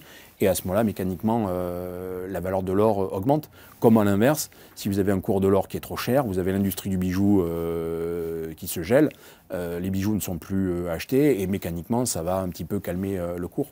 Ça, c'est un de vos discours habituels préférés. Exactement. Tout à fait. C'est du tangible, c'est pas que de l'ETF et que de l'or papier. Et donc, effectivement, il y a des forces qui vont faire que le cours va se réguler un peu, Mais oui. Voilà, un peu mécaniquement. Parce que ça, c'est 60% du marché de l'or physique. Donc, il ne faut pas l'oublier. Le marché de l'or physique, ce n'est pas que les banques centrales, ce n'est pas que Ocoff, ce n'est pas que les fabricants d'électronique, c'est aussi toute l'industrie du bijou. Et ça, c'est en fonction des périodes, 50 à 60%. Une question subsidiaire, est-ce que pendant ce temps-là, quand il y a eu des fortes hausses et des mouvements un peu fluctuants forts, est-ce que les primes ont de temps en temps permis de réguler un peu ces situations pour les pièces que vous proposez sur la plateforme? Oui, alors chez nous, les utilisateurs malins qui savent... Tous les membres de coffre. Mais exactement, voilà, clairement. Et qui ont aussi un petit peu de temps, ou qui se mettent presque en place des fois... Tous les membres de coffre. Non. Des fois, beaucoup sont très très occupés. Mais des fois, certains sont malins et créent des robots d'analyse qui viennent un petit peu voir ce qui se passe sur notre système. Voilà, ça c'est... On est connu, donc maintenant on a des outils qui hackent le système lui-même, mais positivement. Et on a pu notamment observer, quand il y a eu la période de forte hausse, que évidemment certaines primes qui n'avaient pas le temps de s'ajuster, pouvaient baisser fortement. Et donc là, vous aviez des super occasions de pièces avec des primes qui pouvaient baisser dans un trend haussier. Et là, c'était extrêmement intéressant de pouvoir acheter une pièce à spot plus 1, spot plus 2, alors qu'habituellement, elle tourne à 5, 6 ou 7. Voilà, donc ça, il y a eu quelques bonnes opportunités. Après, il y a eu aussi, là, c'était pas nécessairement autour du 7 octobre, mais c'était plutôt en début d'année, autour du mois de mars, quand il y a eu la faillite de SVB, où là, on avait par contre des fortes hausses de primes, en même temps qu'on avait des hausses du cours, parce que tout simplement, on était sur des offres, des logiques d'offres et de demande, et la demande n'était pas couverte par l'offre. Donc voilà, on peut avoir ces deux phénomènes et ça se passe souvent pas du tout dans la même temporalité. C'est que quelqu'un qui est très attentif et qui est dans un cours très haussier, il va pouvoir à ce moment-là profiter de bonnes affaires, mais ces bonnes affaires seront finies une demi-journée ou un jour après et donneront place à ce moment-là à une autre population qui, elle, vient acheter parce qu'elle a peur de louper un événement. Et ne voyant pas les pièces qui l'intéressent, eh bien, basiquement, elle fait grimper le cours parce qu'elle est prête à ce moment-là à mettre un prix supérieur. Et ça, ce n'est pas les mêmes populations. Et c'est intéressant à observer. Alors, il y a un autre métal qui interroge, c'est l'argent. L'argent métal, d'abord, il y a beaucoup d'adorateurs de l'argent métal depuis longtemps, et notamment du côté des États-Unis. C'est un métal qui est très apprécié des particuliers. Mais ce cours de l'argent, et l'argent semble stagner, n'arrive pas à monter. On se demande pourquoi. C'est-à-dire qu'on regarde les chiffres de demande en argent industriel, ils sont très, très forts. Et le cours est toujours assez atone, on va dire. Oui, mais justement, l'argent métal, contrairement à l'or, n'est plus une monnaie. Et donc aujourd'hui, c'est essentiellement son volet industriel en fait, qui fait les règles du jeu de l'argent. Je ne dis pas que c'est une bonne chose, mais c'est un fait. Et donc quand vous avez une industrie qui maîtrise une matière première, elle en fixe les règles du jeu. Et aujourd'hui, un industriel qui utilise fortement et lourdement l'argent métal, il va œuvrer pour que ce cours reste dans un périmètre raisonnable. Et ça me rappelle un petit peu le marché du diamant, où vous aviez une ou deux entreprises qui fixaient le cours et globalement qui ouvraient les mines quand le cours avait tendance à être un peu trop élevé et les fermaient quand il avait tendance à baisser un petit peu. Et ça, c'est plutôt l'apanage d'industriels qui sont là-dessus. Alors après, aujourd'hui, de l'argent métal, il y en a encore. On sait évidemment, oui, comme toute matière, qu'un jour, il y en aura beaucoup moins. Mais pour l'instant, on arrive à fournir. Donc c'est la raison pour laquelle ce n'est pas si soutenu que ça. Pour autant, ça reste une matière qui est extrêmement volatile, parce qu'on n'est pas du tout sur le même marché que l'or, c'est pas du tout les mêmes volumes. On peut facilement diviser par 20 les volumes d'échange sur l'argent métal. Ce qui veut dire qu'à contrario, n'importe quel industriel qui à un moment donné va être un petit peu market maker peut être capable d'influer sur le cours dans un sens comme dans l'autre. Alors, je dirais que ce n'est pas un problème, mais il faut juste le savoir et pas mettre sur l'argent métal quelque chose qui n'est pas ou qui n'a pas. Donc ça reste un actif de diversification. On n'a jamais dit qu'il fallait acheter autant d'argent métal que d'or. Voilà, si on en reste dans les proportions de 15, 20, voire 30%, c'est déjà suffisant. Et quelqu'un qui est même sur 30%, c'est une personne qui a décidé de jouer un petit peu ça et sur le coup de renoncer à d'autres actifs sur lesquels il pourrait peut-être avoir quelques leviers, notamment des actifs qui seraient en ce moment un petit peu massacrés et qui pourraient acheter à la baisse. Quand on sait que l'industrie du photovoltaïque utilise beaucoup d'argent, est-ce qu'on peut dire que c'est le coût de la transition énergétique qui est un peu en jeu là aussi? C'est-à-dire qu'il faut produire du panneau photovoltaïque à un coût relativement stable et acceptable. Et donc si l'argent augmentait, en fait, les panneaux coûteraient trop cher? Exactement. Et comme je le disais tout à l'heure, comme ce sont les industriels qui fixent les règles du jeu là-dessus, donc c'est eux qui disent non, ton prix ne me va pas, donc tu vas te débrouiller pour faire le prix qui va bien. Et si ton prix ne me va pas, je vais voir le voisin avec le bon prix. Et en fait, on en est là. C'est vraiment de l'offre et de la demande, mais très marchande, très commerciale, très industrielle, avec des couvertures, des futurs qui leur permettent de bien se sécuriser sur les cours. Ça, c'est des leviers qui ne sont pas du tout les mêmes dans l'industrie, par exemple, de la finance et sur l'or, par exemple. C'est pas le même style de fonctionnement. La raison pour laquelle donc l'or et l'argent se comportent différemment. Alors, vous en avez parlé rapidement. Les banques centrales et certaines banques centrales ont continué à stocker de l'or et beaucoup. La Chine, évidemment. La Pologne, qui a vraiment envie d'être en Europe ex-Europe de l'Est, un acteur majeur avec ses stocks d'or. Mais ça, c'est logique. Oui, alors est-ce que c'est lié uniquement à la dédollarisation, qui est le mot de 2023 et qui n'est pas facile à dire? Moi, dans leur cas, je dirais plutôt que c'est la déslotisation. Alors pour les Polonais. Mais oui, parce que sur le coup, les Chinois, ils ont le yuan, donc le dollar n'est pas leur monnaie officielle. Les Polonais, la monnaie officielle n'est pas non plus l'euro. On a souvent tendance à l'oublier.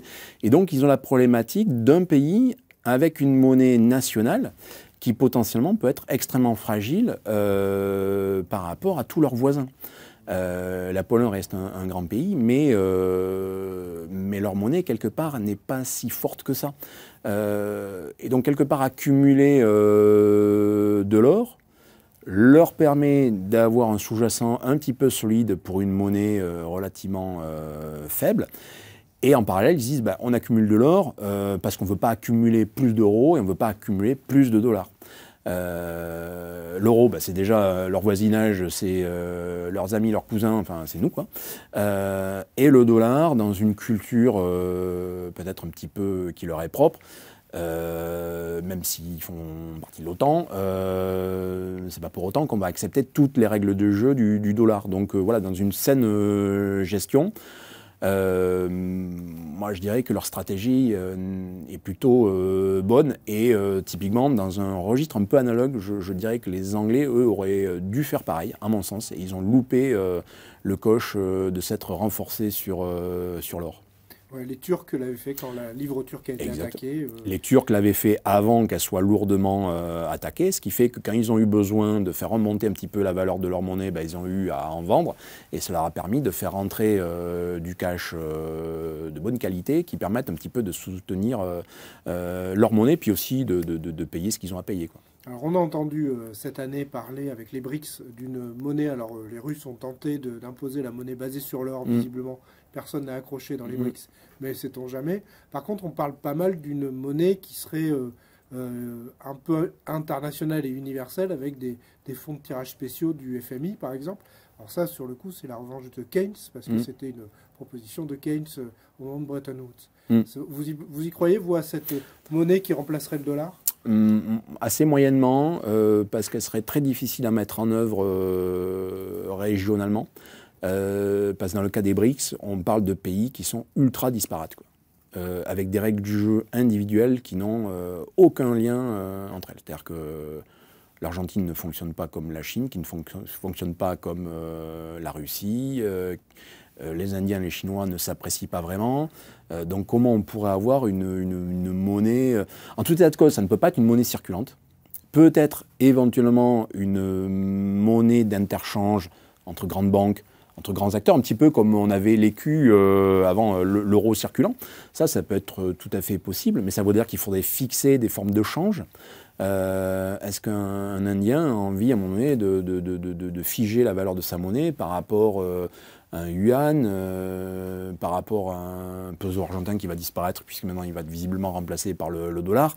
Donc moi j'y crois très très moyennement. C'est peut-être une belle intention parce que quelque part ils veulent dire voilà, on se met en posture d'antagoniste par rapport au dollar.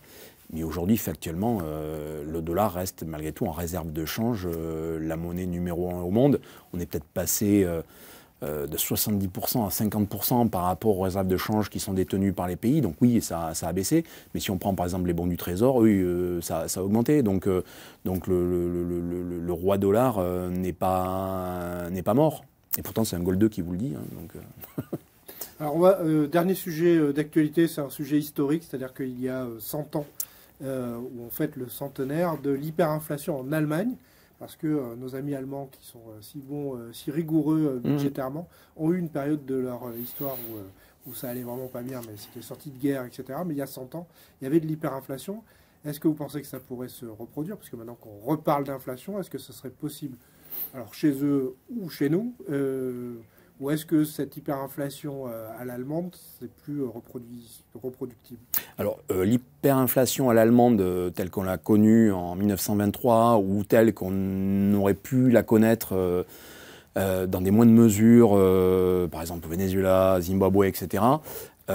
Argentine, oui, tout à fait, où vous avez un prix qui va être multiplié par 10 entre le début et la fin de la journée. Encore, ça, c'est les bons jours. Ça, sauf cas dramatique, il y a peu de chances qu'on le revive, en tout cas sur l'Europe euro. Par contre, il y a des vraies choses à analyser, des conclusions à tirer, ou en tout cas des leçons à tirer de ce qui leur est arrivé, parce que pourquoi ils se sont retrouvés à avoir une hyperinflation, alors qu'à mon sens, ils auraient pu l'éviter. Alors ok, ils sont sortis de la guerre perdants. Alors déjà, quand on est perdant et qu'on a en gros hypothéqué son armement, en fait, globalement de sa guerre, quoi. Ils ont payé à crédit leur guerre. Hein. Donc c'était l'époque où typiquement les Américains finançaient aussi bien les Français, les Anglais que les Allemands et remboursera qui peut, quoi. Donc les Allemands étaient évidemment en posture de devoir rembourser ce qu'ils avaient emprunté. Ils ont été obligés aussi de devoir rembourser ce qu'ils avaient cassé. Et là, ils devaient le payer en or. Et les Français occupaient directement les zones industrielles pour récupérer ce qui leur appartenait. Oui, les Français ont été intransigeants. Oui, alors ils ont été psychorigides sur le sujet, mais on peut comprendre, c'est que les Français, eux aussi, sortaient de la guerre. Eux aussi, ils avaient eu des dégâts, parce que globalement, l'Allemagne, elle n'a pas été trop ravagée pendant la Première Guerre mondiale. C'est plutôt quand même la France. Donc les Français se sont dit, on va se payer sur la bête.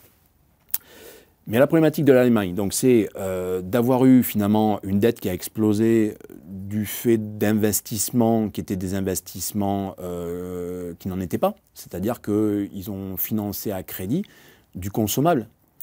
Et donc ça, c'est très intéressant aussi comme leçon à tirer, c'est qu'aujourd'hui, est-ce que toutes les dettes que l'on a pu générer ne sont que de l'investissement qui va rapporter dans 2 ans, 5 ans, 10 ans, ou est-ce que des fois ce n'est pas du consommable pour lequel il n'y aura pas de vraie valeur ou de vrai retour sur investissement? Typiquement une guerre, sauf à annexer le pays d'à côté et à tout lui saisir, le retour sur investissement, il n'est pas si évident que ça. Donc là, l'Allemagne, ils ont vu ça. Ensuite, avoir une politique laxiste. Ils ont eu une politique sociale. En tout cas, c'est ce que défendaient les gouvernants. Oui, non, ça c'était la communication. Le peu qu'ils ont communiqué était sur effectivement une politique sociale. Politique sociale, c'est super, c'est magnifique. Mais on ne peut pas le faire au détriment du reste. C'est-à-dire passer, par exemple, des journées, à l'époque, je ne sais plus, il bossait 10 heures ou 12 heures par jour, 6 jours par semaine, et il passe à 8.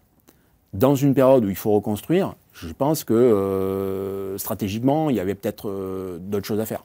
Basiquement, déjà, reconstruire et y passer le temps qu'il faut. Donc ça, il y avait un sujet, c'est-à-dire un mauvais choix politique, mauvaise communication. Donc c'est-à-dire qu'on ne parle pas des choses, on n'en parle pas franchement.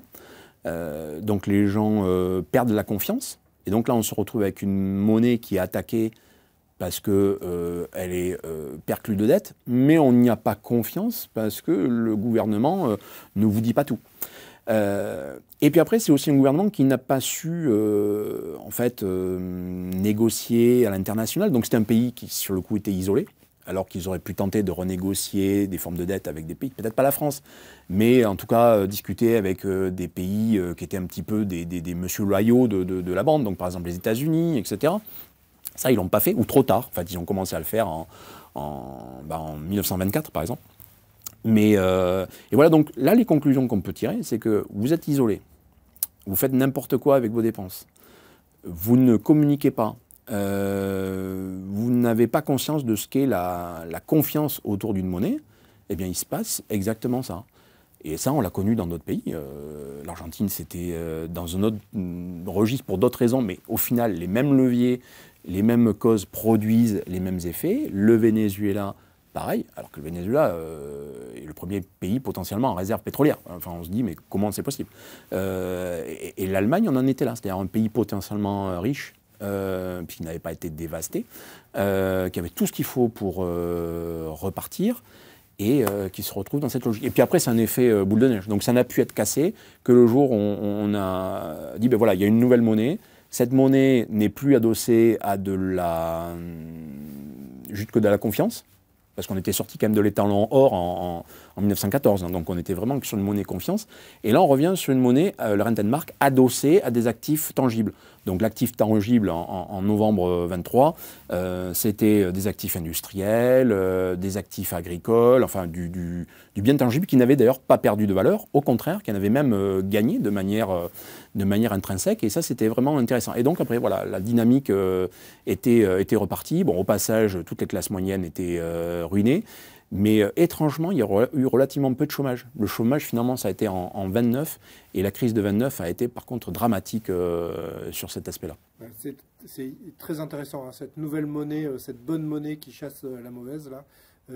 Parce qu'en fait, la crise n'a duré que 18 mois. Oui, ça a été très court. Parce qu'à un moment, quelqu'un a dit maintenant, on va rétablir la confiance, puisque la monnaie, c'est la confiance. Exactement. Très bien, voilà pour ce tour de l'actualité géopolitique, économique autour de l'or et des métaux précieux. On va passer aux nouveautés comme chaque année, comme traditionnellement, aux nouveautés du groupe Aucoffre, parce qu'il y en a toujours des nouveautés dans le groupe Aucoffre chaque année. Ben, cette année, il y en a deux. Je vais en compter deux. La première nouveauté, c'est la plus importante, c'est Cryptcool. Donc vous vous lancez dans les crypto-monnaies. Oui, alors qu'est-ce qui vous prend? Mais alors ça, on l'avait annoncé l'an dernier, mais on n'avait juste plus qu'annoncer qu'on y allait.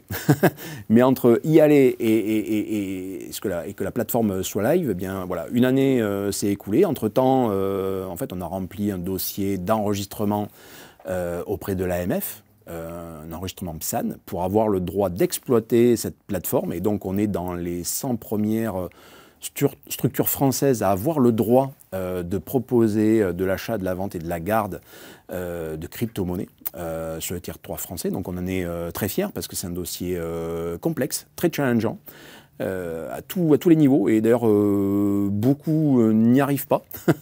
Et même des fois, certains qui y sont arrivés n'ont après même plus les moyens de lancer la plateforme, tellement ce dossier a été complexe à monter et a été finalement très absorbant en énergie, en cash, etc. Donc nous, on a réussi à avoir notre enregistrement. Voilà, ça s'est fait, c'était le 19 septembre. En parallèle, la plateforme a été développée, et il fallait bien un an pour ça. Et aujourd'hui, donc, elle est live, on peut aller dessus. Donc l'intérêt de Cryptcool, je vais le refaire très simplement, c'est de pouvoir acheter, conserver et vendre des crypto-actifs, aujourd'hui essentiellement Bitcoin et Ethereum, dans une logique de haute sécurité, ce qui veut dire que ces cryptoactifs sont conservés en garde froide, donc dans les mêmes infrastructures que au coffre. Ils ne sont pas sur les mêmes étagères que l'or, mais presque. En tout état de cause, on va les conserver dans les mêmes styles de conditions.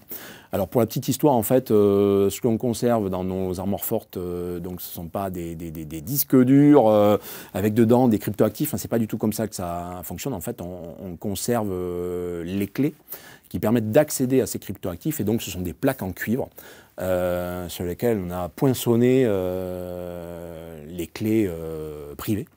En fait, c'est 24 mots, séparés en plusieurs plaques. Ces plaques sont scellées. Alors, on a tout un protocole pour que personne ne connaisse à lui tout seul ces fameuses clés privées. En aucune manière, elles sont online. Elles n'ont jamais vu un quelconque outil numérique, donc elles ne peuvent pas être hackées, et donc elles se retrouvent dans nos coffres. Et après, nous, en fait, sur notre plateforme, on fait en fait une image de ces cryptos que l'on doit à nos clients. En fait, finalement, sans le réinventer, on fait du haut coffre, mais on remplace le mot lingot, on le remplace par le mot crypto. Et c'est la même manière de fonctionner. Et pour nous, c'est une manière qui correspond à ce que nos clients attendent. Parce que nos clients veulent de la simplicité, mais évidemment, ils veulent de la sécurité. Et aujourd'hui, cette sécurité et cette simplicité, je considère qu'on ne l'a pas vraiment sur les plateformes courantes qui sont un petit peu leaders, qui sont un petit peu complexes. Et je vais prendre une image, en fait. On a tous un peu les vidéos en tête de ces gens un peu blanc-bec qui ont acheté une super voiture de sport avec un gros moteur, etc., avec des boîtes de vitesse manuelles et qui explosent le moteur 20 mètres plus loin parce qu'ils n'ont pas su doser la pédale d'accélérateur. Et aujourd'hui, en fait, ces grosses plateformes de trading, c'est un petit peu comme ça, c'est un petit peu ces Formule 1, c'est un petit peu ces voitures de rallye qu'on ne sait pas piloter parce que tout simplement, ils utilisent des codes. Alors qui sont des codes, mais qui sont connus depuis des dizaines d'années. Ce sont tout simplement les codes du trading ou des plateformes de trading. Mais ça, c'est un univers. Et sauf à devenir ce que j'appelle un Master 2 crypto, d'une manière ou d'une autre, ces codes, vous ne les maîtriserez que difficilement. Ou vous penserez les maîtriser, mais en fait, vous n'allez en voir que les éléments positifs. Et finalement, vous oublierez qu'il y a aussi d'énormes risques. Et ces risques, on les a vus. On les a vus, parce que des fois, les gens ne savent pas paramétrer ces plateformes. Des fois, ils ont même du mal à appuyer sur le bon bouton. Moi, j'ai un ami l'autre jour qui est chez une entreprise que je considère comme quelqu'un de vraiment intelligent. Il a monté plusieurs boîtes, ça a toujours très très bien marché. Il m'a dit, mais moi, ces plateformes de trading, je n'en veux pas parce qu'il y a 4 ou 5 manières de faire la même chose et on aimerait comprendre pourquoi il y a 4 ou 5 manières. Ça veut dire qu'il y en a une qui ne doit pas être la bonne, voire même les 4. Suivant le temps où ça se passe en plus. Oui, mais c'est ça. Ensuite, des fois les frais ne sont pas clairs, les paramétrages ne sont pas clairs, certains ne savent pas trop pourquoi on va payer plus pour aller plus vite, ou changer les frais pour que ça prenne un délai un peu plus long, mais quel délai, on ne sait pas trop. Après voilà, on est sur des interfaces de trading qui sont un petit peu compliquées, donc c'est relativement peu rassurant. Et puis souvent ces grosses plateformes, quand vous vous intéressez un petit peu aux cryptos, vous avez un scandale en moyenne tous les 18 mois, même les plus grosses, même les plus connues. Et ça, c'est relativement peu rassurant. Et donc j'en parlais avec cet ami et spontanément, lui, il voulait venir chez Cryptcool. Parce qu'il me dit, ben voilà, moi ta plateforme, j'arrive à la lire, je vois que je peux acheter, je vois que je peux conserver, voilà, c'est clair, je vois la valeur de mes actifs et je vois que je peux vendre. Et je n'ai pas besoin de plus d'interaction. Pas besoin de faire un copier-coller d'une ligne de code hyper longue pour l'envoyer sur une autre ligne de code. Non. On ne sait pas ce qui se passe. C'est ça, et pas se poser la question, est-ce que cette ligne de code, c'est la bonne ? Est-ce que si par exemple j'ai mal collé ma ligne de code, il me manque un bout, est-ce que la transaction va correctement se faire? Mais si elle se fait correctement avec quelque chose d'incorrectement collé, sachant que je ne peux pas récupérer mon actif s'il a été envoyé à la mauvaise adresse, c'est comme si vous envoyez un colis de cours du général de Latte de Tassigny. En fait, c'était le 200, quoi. Vous avez oublié quelque chose. Ben, forcément, le colis va être perdu. Sauf que dans le cas de la poste, votre colis peut revenir à l'expéditeur. Dans le cas des cryptos, quelque chose qui est envoyé à la mauvaise personne, vous ne pourrez jamais le récupérer. C'est le propre d'ailleurs de ces arnaques, de ces phishing où on vous demande de vous faire payer en crypto Et c'est relativement compliqué de tracer les destinataires. Et ça, notre clientèle en a conscience. Enfin, la clientèle au coffre en a parfaitement conscience. Justement, c'est ces gens que je considère matures et très câblés, qui passent justement, ils sont matures, ont compris les niveaux de risque. Le niveau de risque, justement, on comprend quand on sait qu'on peut, à un moment donné, ne pas maîtriser tous les aspects. Et c'est ça le grand enjeu, nous, sur Cryptcool, c'était d'aider justement à simplifier sans rendre simpliste, que le niveau de sécurité chez nous il soit lisible. C'est-à-dire qu'on annonce la couleur, on sait comment les choses sont sécurisées. Voilà, ça sera auditable. Donc tous nos clients qui connaissent les audits annuels d'Ocoffre et certains... C'est vraiment les recettes d'Ocoffre que oui, vous appliquez pour les cryptos. Hein, complètement. Et en fait, le projet il est venu parce qu'on l'avait. Alors maintenant, il y a prescription, on peut le dire. C'est un projet qu'on a testé en fait en 2018 pendant 1 an. Auprès de la population Ocoffre ou auprès d'une population ciblée qui a connu un super accueil. Et on s'est dit, ben voilà, si la population Ocoffre est maintenant très appétente pour ce genre d'actifs et de la manière que l'on a de le proposer, alors à l'époque c'était vraiment, on achetait ces cryptos comme on achetait un lingot, quoi, donc c'était vraiment très frustre, ça passait par la plateforme Ocoffre. On se dit, ok, bon, le service est très intéressant, là on va le figer, déjà parce qu'il fallait avoir les autorisations pour le faire, ça c'était en 2019. Et on se dit, il y a un sujet, on va le développer. La réglementation a beaucoup bougé là, ces dernières clairement. Années. Et donc là, c'est vrai que c'est bien que vous soyez PSAN aujourd'hui, parce que c'est devenu compliqué. On avait fait une interview ici d'Owen Simonin, qui nous avait expliqué effectivement que ça allait risquer de mettre en danger certains acteurs des cryptos qui n'auraient pas les reins, qui n'auraient pas la structure administrative, ce que vous avez. Clairement, de toute manière, et ça c'est l'avantage de cet enregistrement PSAN, moi à titre perso, j'avais très peur qu'il y ait de gros acteurs étrangers qui arrivent et qui cassent tout. Finalement, il y en a relativement peu parce qu'ils n'ont pas la culture française, donc beaucoup se sont retrouvés à se casser les dents sur ce genre de réglementation.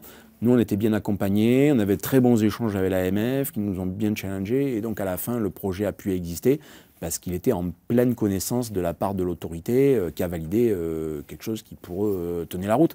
Et puis évidemment, comme vous le dites, il y a quelques investissements dedans qui sont absolument nécessaires et qui sont vrais freins à tout pure player qui arriverait et qui arriverait un petit peu comme un cow-boy pour faire n'importe quoi.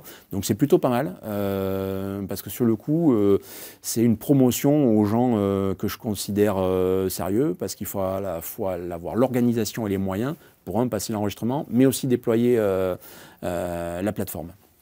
Très bien. Deuxième innovation, parce que j'ai parlé de deux innovations. Alors là, elle apparaît sur le compte de vos membres, oui. Certains qui détiennent des Napoléons. Ils ont vu apparaître une nouvelle ligne sous leur Napoléon et où on leur parle de refrappe, je crois. Refrappe Pinet. Refrappe Pinet. Qu'est-ce que c'est encore que cette histoire ? C'est-à-dire que les gens avaient des Napoléons et ça devient d'autres Napoléons. Alors ça, c'est la grosse surprise de l'année. Alors globalement, nous, cette histoire, cette manière d'aborder les choses, on la connaît depuis une dizaine d'années, mais pour nous, ça n'était pas très applicable jusqu'à présent, et j'explique pourquoi. Donc là, on parle en fait de Napoléon 20 francs, Marianne Koch, millésimé 1907-1914, mais qui a une particularité. Ce sont en fait des pièces d'or qui ne sont pas considérées fiscalement comme métaux précieux, mais comme jetons. Alors, pourquoi ils sont considérés comme jetons ? Ce sont des Napoléons qui n'ont pas été frappés, justement, entre la période 1907 et 1914. Ce sont des pièces qui ont été refrappées dans les années 50-60. Globalement entre 1950 et 1960, et il y en a eu entre 37 et 39 millions de pièces de ce type qui ont été frappées. Alors c'était l'époque où on voulait redorer la valeur du franc parce qu'on sortait de la Seconde Guerre mondiale. On avait un franc qui avait été extrêmement attaqué, qui avait énormément perdu de sa valeur. On avait besoin de reconstruire le pays, donc on avait besoin d'avoir un franc qui reprenne de sa valeur à la fois à l'international, mais aussi intérieurement. Donc là, on parle de la notion de confiance. On remet de la confiance. On remet de la confiance. Donc remettre de la confiance, c'est se dire que voilà, quelque part, il y a ces pièces en or qui globalement n'ont pas tant bougé que ça. En fait, elles sont restées un peu dans le bas de laine des Français, mais pas plus que ça. C'est pour ça qu'aujourd'hui, ce sont des pièces qui ont des aspects plutôt très neufs. Déjà parce qu'elles ont été frappées dans d'excellentes conditions, les outillages étaient de super facture, etc. Avec des machines différentes et relativement peu circulé, elles sont restées dans les coffres. Donc on a des pièces qui sont d'aspect neuf. Alors, et ces pièces sont un petit peu particulières, et c'est pour ça qu'aujourd'hui on se décide maintenant à les distinguer des autres, même si on le savait avant. Alors je sais que là, il y a peut-être des membres au COF qui vont être frustrés parce qu'ils pourraient dire « mais pourquoi vous ne nous en avez pas parlé plus tôt ?» On n'en a pas parlé plus tôt parce qu'on n'était pas en posture de s'assurer, d'aider justement ses clients à pouvoir prouver à l'administration fiscale que ces pièces étaient bien des refrappes et pas autre chose. Aujourd'hui, parce que pour être précis, sur la pièce est écrit 1907 ou oui, entre 1907 et 1914. C'est-à-dire que le millésime, en fait, c'est le même. Voilà, c'est vraiment des refrappes à l'identique. Exactement. Mais 40 ans plus tard. 40 ans plus tard, mais même plus que ça. Ouais, 50 ans, oui, 40 ans. Oui. Mais avec quelques particularités. C'est-à-dire que c'est plus les mêmes coulées d'or. C'est-à-dire que l'alliage, il est différent. Et là, le truc, il est un petit peu là. Parce que ces pièces, finalement, on peut les distinguer déjà sur la couleur. Alors, les refrappes sont plutôt rougeâtres. Alors que les pièces originelles sont plutôt jaunes. Alors nous, on n'a jamais voulu justement se servir de la couleur comme argument clé pour dire ça c'est une refrappe, ça c'en est pas une. Parce qu'on s'imagine un client face à un inspecteur des impôts, imaginons qu'ils sont un peu daltoniens, enfin je caricature à peine, mais la couleur, pour moi c'est un peu just, quoi.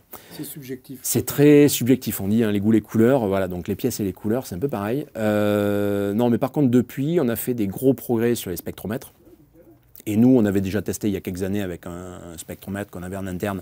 Et on voyait qu'il y avait quelque chose qui pouvait susciter un sujet, en tout cas là-dessus. Et là, on en a acquis un récemment qui est beaucoup plus précis et qui acte vraiment la différence. C'est-à-dire que, pour résumer, déjà pourquoi les pièces refrappes sont plutôt rouges, c'est parce qu'en fait, il y a un tout petit peu moins d'or. Là où sur les pièces originelles, on était sur un titrage, alors annoncé officiellement en 900 millième, en fait, on était plutôt à 902, voire 903. Ça, c'est une bonne surprise pour les anciennes. Fiscalement moins intéressante, mais sur le coup avec un peu plus d'or. Alors que les refrappes, elles, sont soit strictement à 900, ça c'est dans le meilleur des cas, voire 899, voire 898.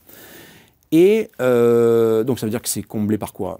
Par du cuivre, donc potentiellement un peu plus de cuivre.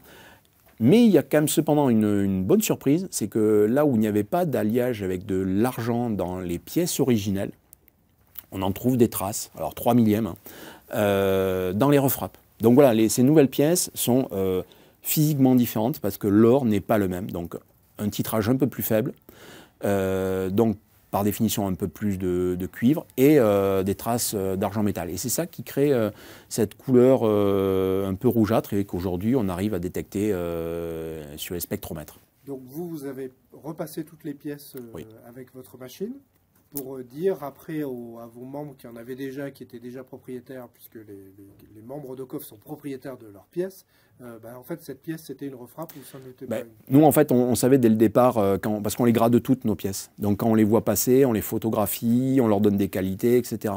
Donc on sait que par design, toutes les pièces de cette période-là qui sont en qualité SPL sont dans 100% des cas des refrappes. Sauf pour le membre, l'indicateur c'est ça. Exactement. Soit SPL, soit pas oui, SPL. Et puis il peut vérifier après avec la couleur, il verra qu'elles sont un peu plus rouges que des pièces Napoléon classiques qui vont être un peu plus jaunes. Tant les Marianne Koch justement de la période 1899-1906 sont plutôt jaunes, c'est facile à comparer, ou même celles qui sont un peu plus anciennes. Voilà. Donc là la comparaison est facile. Et donc la bonne surprise que voilà, automatiquement dans tous les comptes, pour ceux qui avaient acheté des Marianne Koch de ce millésime et de cette nature, eh bien, on voit automatiquement aujourd'hui leurs pièces basculer dans le registre de la fiscalité jeton. Et donc, il faut rappeler ce qu'est la fiscalité jeton. C'est ce que j'allais poser comme question, parce que ça a l'air si important. Mais ça oui. doit être assez intéressant. Mais oui, la fiscalité jeton, c'est en fait très basiquement la fiscalité bijoux et assimilés. La fiscalité bijoux et assimilés, c'est quand vous revendez votre produit, vous avez soit une taxe forfaitaire de 6,5 au lieu de 11,5, ce qui n'est pas inintéressant, ou la fameuse fiscalité sur les plus-values. Bon, là, il n'y a pas de changement. Mais le gros intérêt, c'est que tout ça, on ne prend en considération qu'à partir de vente de plus de 5 000 €. C'est toujours cette franchise. Exactement. Si c'est le bon mot, oui, c'est ça, on va dire, oui, c'est une franchise de taxes à concurrence de 5 000 €. que l'on connaissait sur les Vera Valor, sur les 50 pesos de 1947 et après, que l'on connaissait aussi sur les 20 francs suisses 1935 L et supérieurs. Donc voilà, il y avait toujours des choses un petit peu comme ça, un peu niche, dans lesquelles on pouvait se diriger pour avoir du jeton. Là, l'avantage du Napoléon, c'est qu'on est quand même sur une pièce qui est plutôt massive dans sa quantité. C'est-à-dire qu'il y en a eu plus d'une trentaine ou quasiment une quarantaine de millions qui ont été frappés. Ok, beaucoup ont été refondus, mais il en reste encore énormément, parce que justement, comme ce sont des pièces qui sont d'aspect neuf, que l'on considérait à une époque comme boursables, c'est-à-dire jusqu'en 2004, quand on parlait de Napoléon boursable, on parlait de cette pièce en fait, et pas nécessairement des autres. Souvent on a tendance à l'oublier. Donc ces fameuses pièces boursables, la grosse surprise c'est qu'aujourd'hui en fait, fiscalement, elles sont jetons. Et donc là c'est changement, game changer comme on dit. Très bien, merci pour cette précision. Dernière question, en 2024, il va se passer quoi pour le groupe Ocoffre? Est-ce qu'il y a déjà des choses dans les tuyaux? Est-ce qu'on peut en parler, pas en parler? Alors, il se passe toujours des choses chez Ocoffre. Nous, notre objectif l'année prochaine, c'est de nous renforcer sur le marché professionnel. C'est-à-dire que ceux qui nous suivent savent déjà qu'on bouge un petit peu dans cet univers parce que c'est un marché sur lequel il y a pas mal de belles places à prendre. Et il vaut mieux que ce soit des sociétés leaders comme la nôtre qui occupent ces places plutôt que d'autres boîtes qui pourraient faire ça un petit peu n'importe comment. Donc on va occuper notre place et on va faire notre part du travail. Voilà. C'est le B2B, le mot-clé de... Oui, alors j'osais pas l'utiliser, mais effectivement, ouais, c'est plutôt continuer notre développement sur le marché B2B, et puis peut-être qu'il y aura des belles surprises, mais ça on en parlera fin 2024 sur des nouveaux services sur lesquels on n'était peut-être pas attendu, mais évidemment si on n'était pas attendu dessus, ça veut dire qu'on saura peut-être les réinventer. Donc rendez-vous fin 2024. Merci Jean-François Faure, merci pour ce tour d'horizon et pour toutes ces annonces. Merci encore aux équipes de la chronique Agora pour leur accueil. N'hésitez pas à télécharger leur tout nouveau rapport sur la meilleure alternative à la monnaie classique en ces temps d'inflation. Le lien est en description de cette vidéo. Merci à toutes les équipes d'Ocoffre qui m'ont accompagné pendant toute cette rencontre, tout au long de ces interviews. Tous ceux qui ont calé les intervenants, qui ont accueilli les intervenants, qui ont fait que tout le monde était dans de bonnes conditions pour travailler. Cette rencontre annuelle est maintenant terminée. Vous pouvez retrouver tous les interviews sur la chaîne d'Ocoffre en replay. Merci pour votre fidélité et sans aucun doute à l'année prochaine.